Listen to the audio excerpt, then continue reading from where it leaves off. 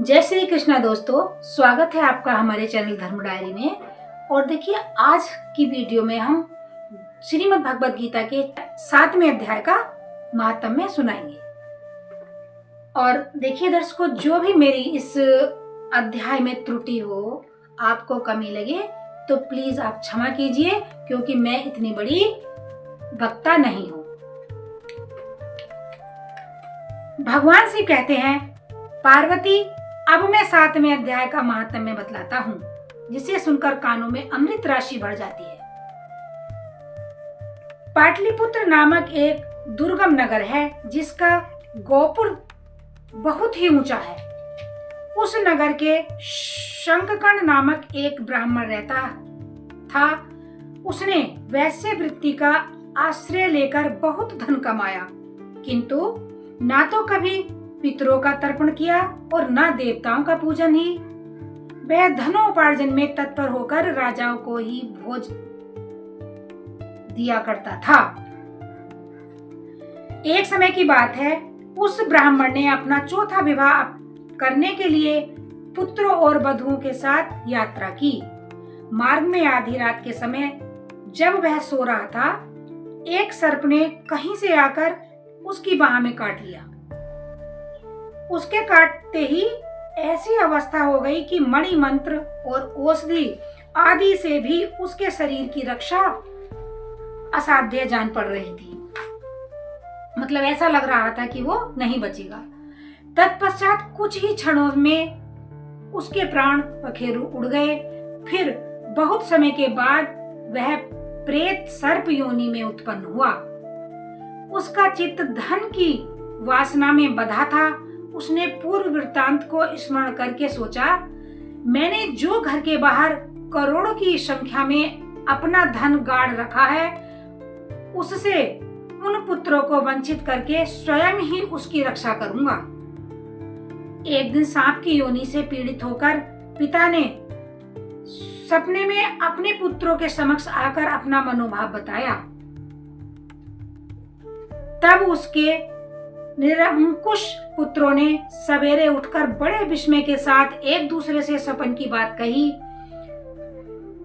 उनमें से मछला पुत्र कुदाल हाथ में लिए घर से निकला और जहां उसके पिता सर्प योनि धारण करते रहते थे, मतलब वो जहां उनके पिता सर्प बने हुए रहते थे, उसे स्थान पर गया। यद्यपि उसे धन की स्थान का ठीक ठीक पता नहीं था, तो भी उसने चिन्हों से उसका ठीक निश्चय कर लिया और लोभ बुद्धि से वहां पहुंचकर बाम्बी को खोदना आरंभ किया। तब उस बाम्बी से बड़ा भयानक सांप प्रकट हुआ और बोला, ओ मूढ़, तू कौन है? किस लिए आया है? क्यों बिल खोद रहा है?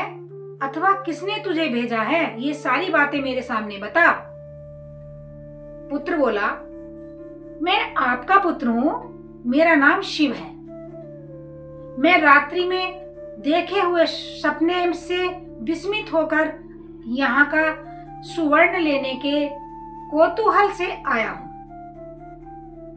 पुत्र की यह वाणी सुनकर वह सांप हंसता हुआ उच्च स्वर से इस प्रकार स्पष्ट वचन बोला, यदि तू मेरा पुत्र है तो मुझे शीघ्र ही बंधन से मुक्त कर। मैं पूर्व जन्म के गाढ़े हुए धन के ही लिए सर्प योनि में उत्पन्न हुआ हूँ। पुत्र ने पूछा, पिताजी, आपकी मुक्ति कैसे होगी? इसका उपाय मुझे बताइए, क्योंकि मैं इस रात में सब लोगों को छोड़कर आपके पास आया हूँ। पिता ने कहा, बेटा, गीता के अमृत में 7वें अध्याय को छोड़कर मुझे मुक्त करने में तीर्थ, दान, तप और यज्ञ भी सर्वदा समर्थ नहीं है। केवल गीता का 7वां अध्याय ही प्राणियों के जरा, मृत्यु आदि दुख को दूर करने वाला है। पुत्र, मेरे श्राद्ध के दिन 7वें अध्याय का पाठ करने वाले ब्राह्मण को श्राद्ध पूर्वक भोजन कराओ। इससे निसंदेह मेरी मुक्ति हो जाएगी। बस अपनी शक्ति के अनुसार पूर्ण श्रद्धा के साथ वेद विद्या में प्रवीण अन्य ब्राह्मणों को भी भोजन कराना। सर्प योनि में पड़े हुए पिता के ये वचन सुनकर सभी पुत्रों ने उसकी आज्ञा के अनुसार तथा उसके भी अधिक किया, उसकी आज्ञा के अनुसार उससे भी अधिक किया। तब शंकरकर्ण ने अपने सर्प शरीर को त्याग कर दिव्य देह धारण किया और सारा धन पुत्रों के अधीन कर दिया। पिता ने करोड़ों की संख्या में जो धन बांट कर दिया था, उससे भी सदाचारी पुत्र बहुत प्रसन्न हुए। उनकी बुद्धि धर्म में लगी हुई थी, इसलिए उन्होंने बावली, कुआं, पोखरा, यज्ञ और देव मंदिर के लिए उस धन का उपयोग किया और अन्नशाला भी बनवाई। तत्पश्चात 7वें अध्याय का सदा जप करते हुए उन्होंने मोक्ष प्राप्त किया।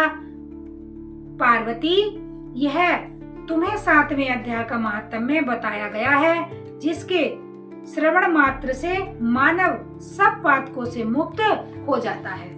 और जय श्री कृष्णा। मिलते हैं दर्शकों अगली वीडियो के साथ। और अगर आपको हमारी ये वीडियो पसंद आई हो तो प्लीज सब्सक्राइब करें और लाइक करें। धन्यवाद।